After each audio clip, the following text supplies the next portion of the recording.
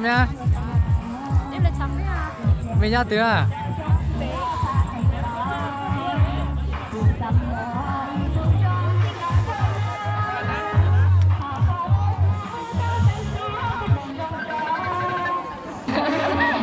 Món ăn thì không được gì mình làm béo. Em bây giờ học đâu rồi? Học đâu rồi? Hà Nội. Học cái gì đấy? Quản trị kinh doanh. Đại học à? Bạn trai đâu rồi? Bạn trai đâu rồi? Không có. Thật ra lúc nãy anh thấy mà. Nó em hả? Bạn ấy tên gì đấy? Bạn ấy tên gì? Em tên Nhứ. Nhứ à? Cũng ở đây à? Em ở dưới Có người yêu chưa?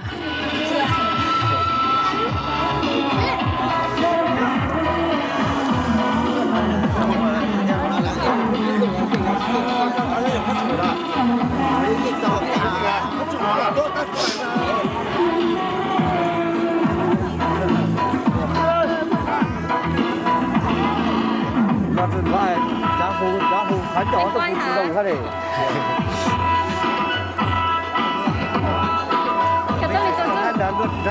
Cô em mới chua rồi. Bây giờ mong thứ hai. nó hôm nay thôi, chắc mày của anh ạ.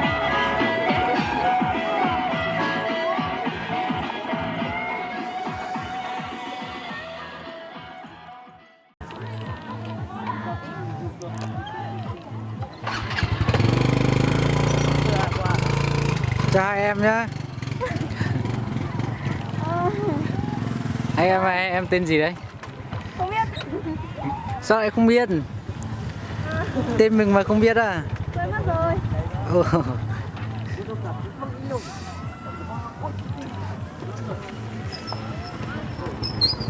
Sao không lên trên kia xem họ làm văn nghệ đi? Vừa đến đây mà còn chưa đi thôi. Thế bây giờ đi á? Sắp đi rồi. Quay sang đây không ngại đâu mà. Bỏ máy quay ra. Ngại à? Không.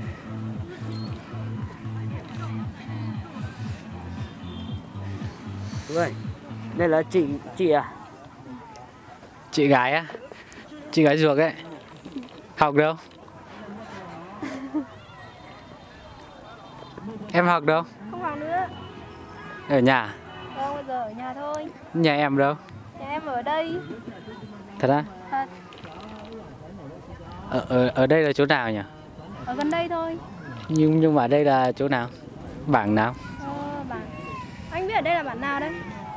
Anh không biết đâu. Thế em cũng không biết luôn. Nhà mình không biết.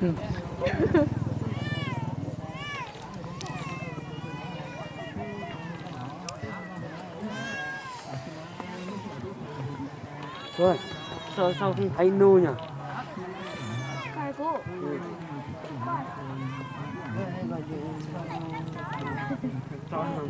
Lui sứ chí là cần một quậy. Nuôi ở kia nè. Ô kia là cái cần đá rồi, nuôi cô kìa.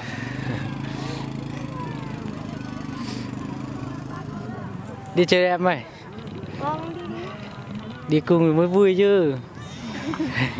Em còn ở đây đợi bạn. Bạn em đâu? Bạn ở gần đây. Bạn trai bạn gái? Gái.